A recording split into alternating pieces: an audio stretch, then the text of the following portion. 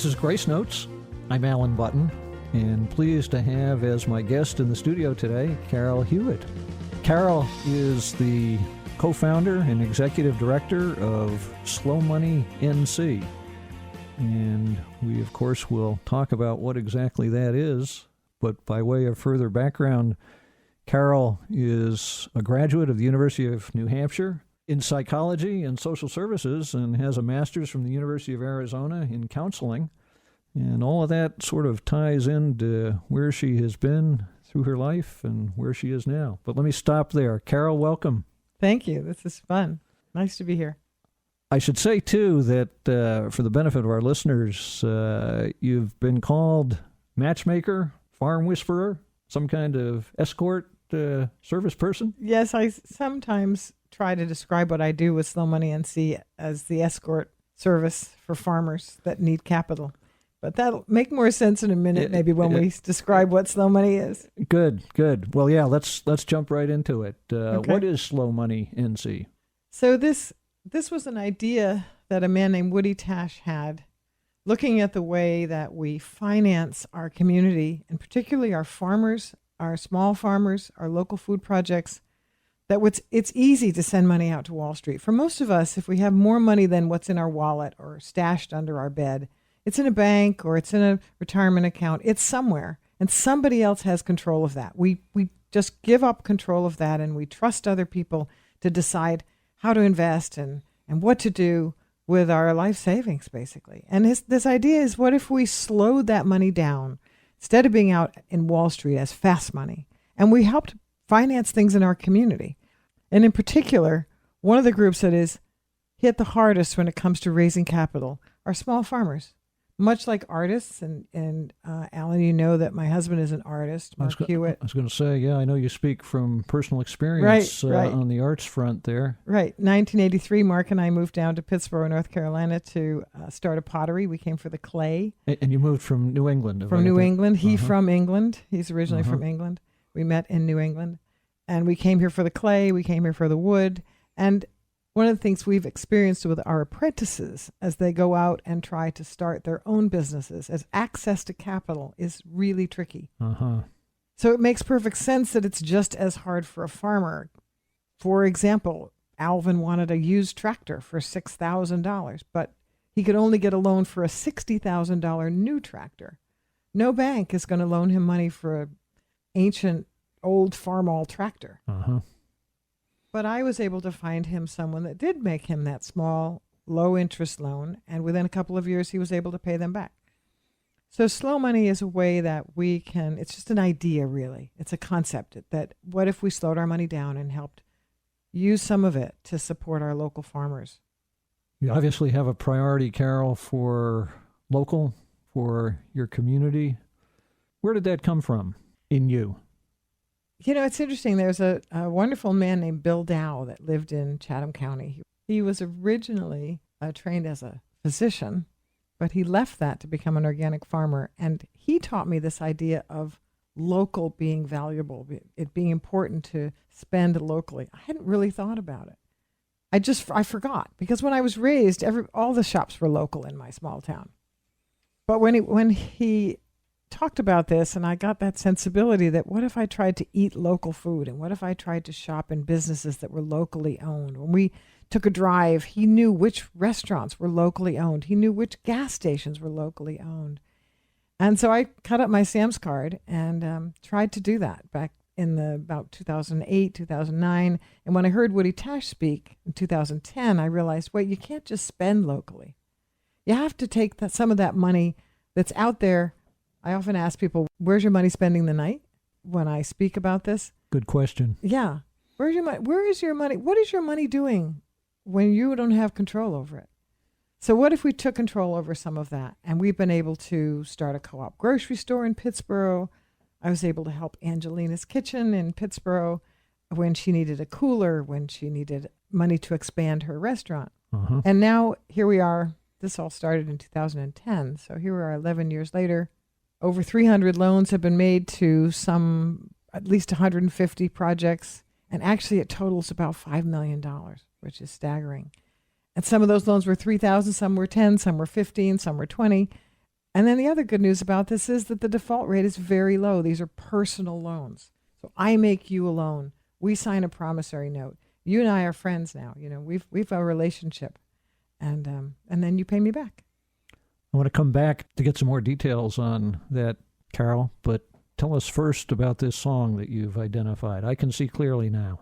Why that song? Well, again, maybe that's what happened when I heard Woody speak, or when I stopped at a local gas station with Bill Dow, and I thought, I've never thought about this. There's a lot of clarity that we could have, and think choices we could make in our life, better choices. And I can see clearly now as part of that. Very good. We're actually going to hear a version by Jimmy Cliff, and it's got a Jamaican connection. I understand from our conversation before we turned on the mics that you have a Jamaica connection yourself. Tell us about that. Yeah, I had the good fortune, because of a grant that was helping support organic farming in Jamaica, to go out to one of the very poorest communities in Jamaica, about an hour outside of Kingston, and they were trying to set up a organic farmers market in Kingston called the Ujani Farmers Market, and they've been able to do that. So I went out to see if I could institute slow money in Jamaica, and if we could set that up there. So I spent a couple weeks out there. I went another year, and we looked at whether we could do that with crowdfunding, and then I went another year, and so it was wonderful. I got to build relationships with local people. I've never really been a tourist in Jamaica. I don't know what that's like, but I know what it's like to live on a farm.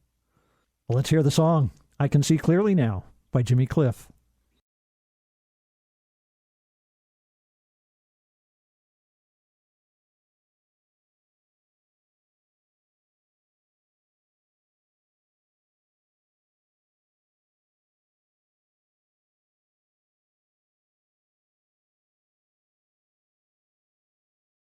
That was I Can See Clearly Now by Jimmy Cliff. And if you're just joining us, our guest today is Carol Hewitt. Carol is the executive director of a nonprofit organization called Slow Money NC. And Carol, by the way, has also, this is more than just a side interest of hers. Carol actually has written a book entitled Financing Our Food Shed, which has a connection with what Slow Money NC is all about. Maybe, Carol, you can tell us a little bit more about the ins and outs, the details of why farmers and food-related people are a priority for you. Right. So Financing Our Food Shed, Growing Local Food with Slow Money is the entire title, and that's what we're trying to do. We're trying to support local farmers. It turns out that about 7 inches of topsoil is the reason that we are, as humans, are alive on the planet. And if we keep destroying that with the kind of commercial agriculture that we've been doing, it's hard to know what we're going to eat eventually. You mentioned that you mentioned that to me before we came into the studio. This 7 inches of topsoil, that got my attention. That's quite a detail, quite a fact. So it's interesting to watch what happened last year when the food supply was challenged, and we were all kind of panicking and buying all sorts of things. I bought more rice than I think I'll ever eat. But if we just supported local farming, small-scale sustainable agriculture, the kind of food that you find at the farmers markets and you find in some of the co-op grocery stores or you find at a farm stand, we could have so much more of that. But the big challenge is their access to capital.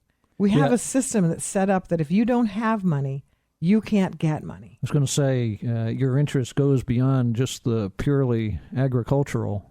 You've got a social dimension that motivates you. Go ahead. I interrupted. Tell us more about that.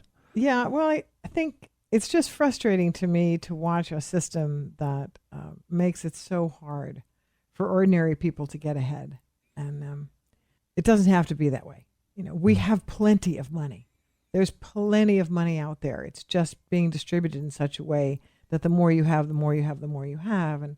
And the less you have, the same goes, right? It's so access to capital sounds so simple, but something as simple as car ownership, for example, in the Black community, offers the opportunity for wealth accumulation.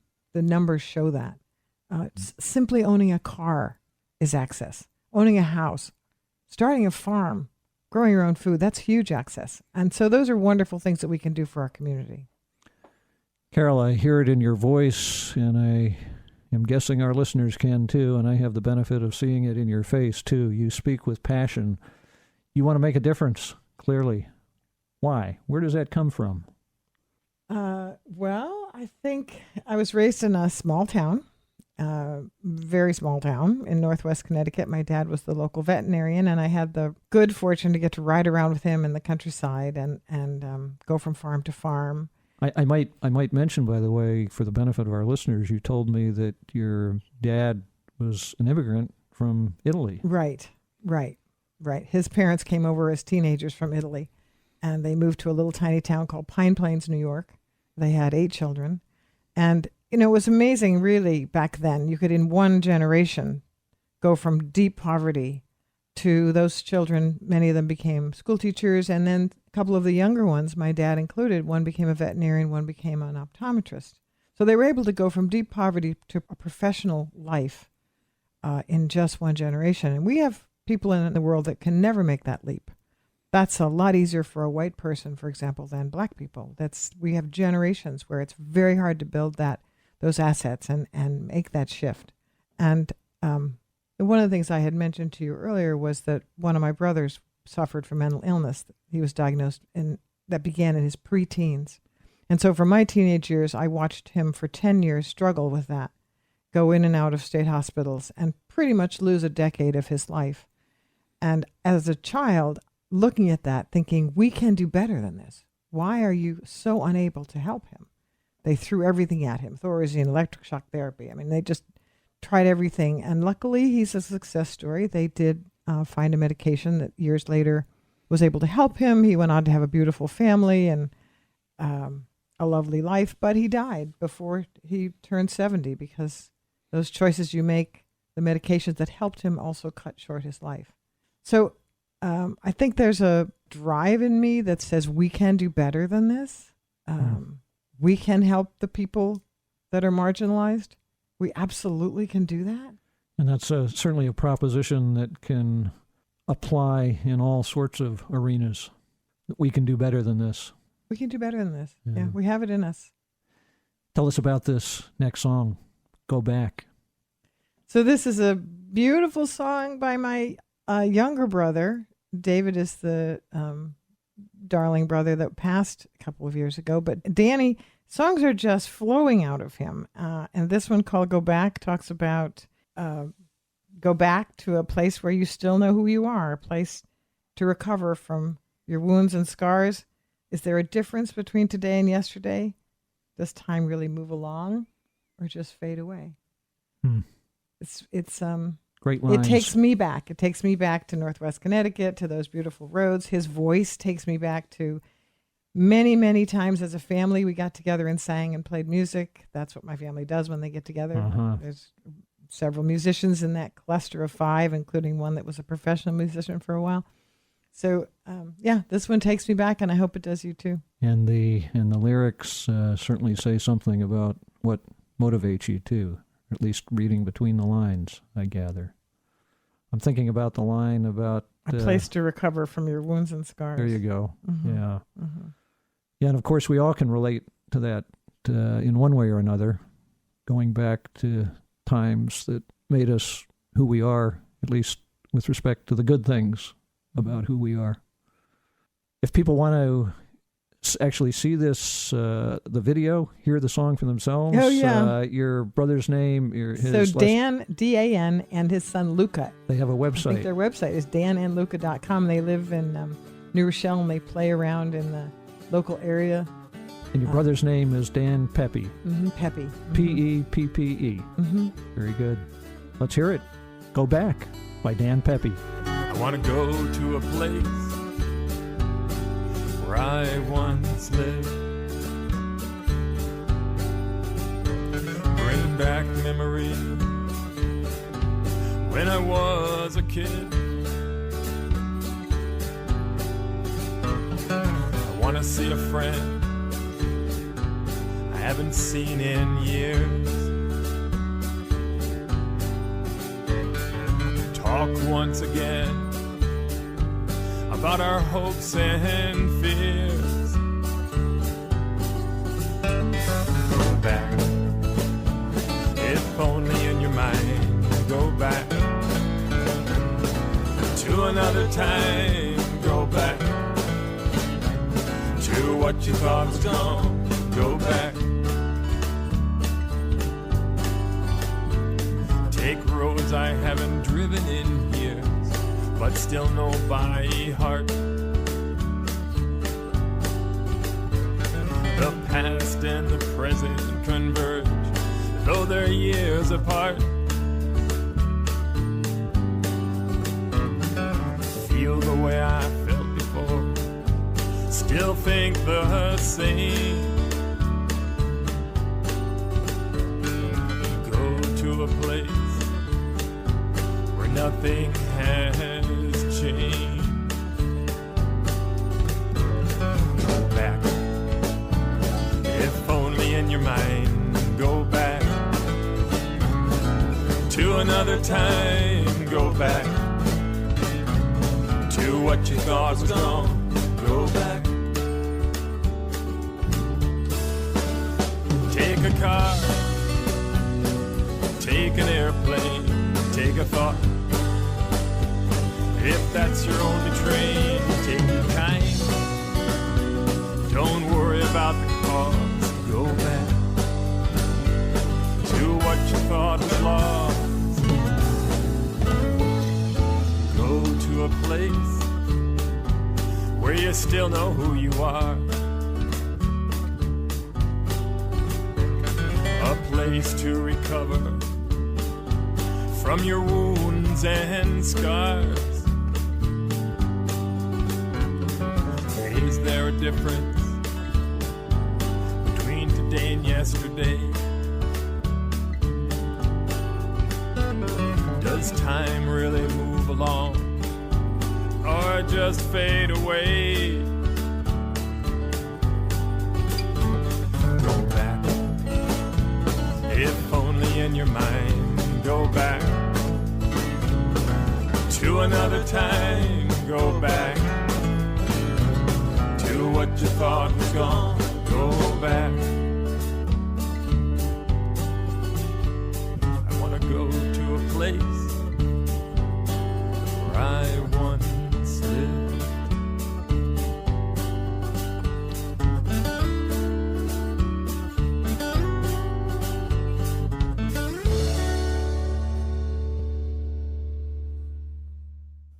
That was Go Back by Dan Peppy and his son Luca. Carol, let's come back around to what got you here in the first place, and that is Slow Money NC. Tell us more about community lending needs and priorities and such. Okay. If you were to Google the phrase community financing, you might not really find very much, because the idea of finances and investments is, again, this sending it far away, putting it in the hands of a trained financial advisor so they can decide who should benefit from your retirement funds, from your life savings, from any money that's not in your wallet or tucked under your bed. What if we took control of that? What if we instead used a considerable portion of that, even if we took 1% and put it in our communities? If you get up tomorrow morning and you go off to your favorite coffee shop and it's closed, and then you find out it's because she just didn't have money for a piece of equipment that broke, and so she's out of business. She's not Starbucks. It was a privately owned independent shop. Wouldn't you wish that you'd said, look, if anything ever happens and you're in a tight spot, let me know, because we, your customers, will help you. Mm-hmm. That's exactly what happened in Durham when Coco Cinnamon was pushing around a bike, a coffee sold with a bike.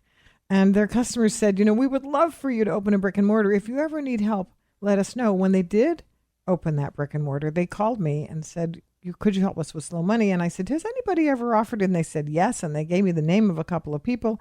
I called them, and lo and behold, each one of them loaned them $5,000. And they opened a coffee shop on the corner of Gear Street. And why is that local food? Well, all the desserts were local. They were trying to use local milks. They were trying to use as much local food as they could, but very much a small, locally owned food business. So, and we've done loans in Tarboro, we've done loans in Wilmington. So your focus is across the state. Across the state. So if someone calls me from Charlotte and says, could you bring slow money to Charlotte? Sure, I'll be right there. And we host a gathering in Charlotte. We've done this, and lenders will come and borrowers will come, and we find them on Instagram. People network. I have a newsletter that I send out when we do a gathering. We've done this in Asheville. We've done this in Rocky Mount. And so these loans have happened all over the state. And I can say from my vantage point here at the radio station that when you talk about the impact locally, or what the impact is in working locally and having a local focus, it's very real. The ripple effects are really significant in local communities. This is a perfect example of that. You are a local radio station, and people can feel that when they're listening.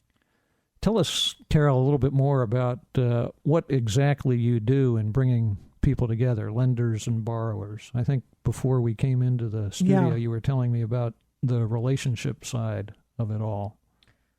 Right. So there's all kinds of security laws that govern the lending of money and investing. But if you have a friend or a relative, you can loan them money. There's absolutely no problem with that. If you want to loan your niece a few $1,000s to help her start her jewelry business, you can.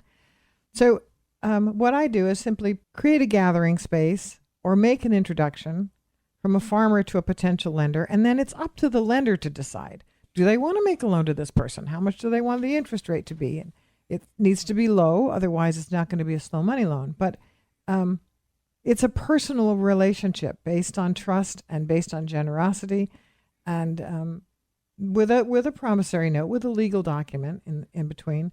But they're fun. I just had somebody write to me and say, I made a loan to that young man who's starting the tempeh business. He's using local legumes instead of faraway soybeans. He's using black-eyed peas and other things that we can grow locally and making tempeh. And this man said, and I was able to introduce him to some of the restaurant owners in some of the buildings that I happen to own. And then he also said in his email, this is fun. It's like, yes, it is fun. It is fun to use altruism as a guide in your financial affairs, as opposed to just greed and just how much money can I make. Looking at all of what you've talked about, perhaps more broadly from a really big picture perspective, what advice would you give to people who want to make a difference? You know, it says on my website, if you want to make a difference, you can just start here. And you can just start anywhere. You can just start anywhere. But first of all, shift your thinking about money. Be easier about this. Now, of course, I'm speaking to those people that have more than they need every single day in terms of the lenders. And I would say for potential borrowers, there are programs out there. There are more and more programs for entrepreneurs. A friend of mine, Stephanie Terry, just started an organization called Web Squared, WEBB Squared, Wealth to Entrepreneurs of Black Businesses. And she's going to be working to help Black entrepreneurs get training and get financing and get started and expand their businesses. There are programs out there for numerous people, but I think we all have places where we could start. But this idea of not just giving money away, but loaning it generously, knowing that sometimes you won't get it back. The last check you write in life should bounce. Well, let me digest that a minute. The last check you write in life should bounce. That's a good one. Leave it behind. Yeah. I can't help but think, given all that you're talking about, of the biblical admonition, love your neighbor as yourself. I mean, that's, I think, what I'm hearing, at least in part. We got neighbors, and you're motivated by love. Tell us about this last song, Humble and Kind. This is a beautiful song, and you all are going to know it, but you're going to probably think that Tim McGraw wrote it, and he didn't. Laurie McKenna wrote it. Laurie McKenna, Humble and Kind. Tim McGraw made it a huge hit for him. And they're friends. And she actually wrote it. She dropped her kids off at school one day, came back and sat down at the table and decided to write a song for them about the principles that she and her husband, Gene, would really want them to remember. And she had a 10-year-old, so there's a line in the song about please say please and thank you. And she had a 25-year-old. And there's a line in the song about know the difference between sleeping with someone and sleeping with someone you love. So she was writing for a wide range, and she knows Tim McGraw, and that they also have children, and she had a feeling he might like the song. And you can speak from a personal standpoint, of having children. I can, and I have two beautiful daughters. They are 32 and 34. The elder one, Emma, is living in Ithaca, New York, and she works for the Advocacy Center there, working with victims of assault, and she's amazing and fabulous. My younger daughter, Meg, has been living with us recently because she lived in Manhattan and is one of the COVID refugees when things got bad in New York. I went up with a Subaru and we filled it up and brought her home. She, a few months later, got a moving van and left Manhattan, where she'd been for 5 years. So she's in the process of figuring out what her next move will be. The kids were raised in the pottery business. They knew that because our pottery and our house are the same, if you walk out the door and someone's in the yard, we're open. So you better be ready to greet them, give them a tour, show them the pottery, sell them something if they wish. That's a great gift to give children. I was really blessed to be raised in a small business. My dad's veterinary practice was at our house. So, so I don't worry about them. They'll land on their feet. And that brings us back, I think, pretty well to Humble and Kind. Anything you want to say about it in closing? You know how that song closes? That song ends, I think the lines are, when you get where you're going, don't forget to turn back around and help the next one in line. And I think Mark and I are at that place now where we got our start because one of his brothers was able to make us a loan. I was able to work full time and get our pottery business started. And now, we're in a position to turn around and help. And there's no greater joy, really, than generosity. It's a great line you've mentioned. When you get where you're going, don't forget, turn back around and help the next one in line. And it's clear, Carol, that indeed is what you're doing, and I commend you for it. I have to say, it's fun. So at the age that I am, if it's not fun, if it doesn't bring us some joy, if it doesn't do some good to some people, as many people as possible, then why be doing it right now? So I have to say that the relationships that I get from supporting the community and being in my community, I get back so much more than I put in. One closing item, Carol. If people want information about Slow Money NC, where can they get it? Oh, it's pretty easy. If you remember Slow Money, just put the NC at the end, and that's the website, slowmoneync.com. slowmoneync.com. And anything you send through the contact section there is only one staff person, me. The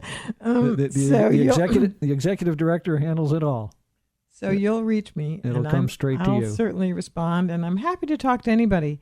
If somebody feels that they want to help a farmer or they need help, I'm happy to chat with them.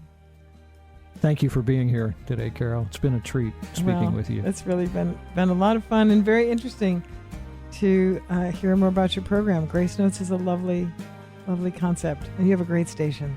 Thank you. Let's hear it. Humble and Kind by Lori McKenna. I know there's a light that glows by the front door. Don't forget the key is under the mat. Next one in line. Always stay humble.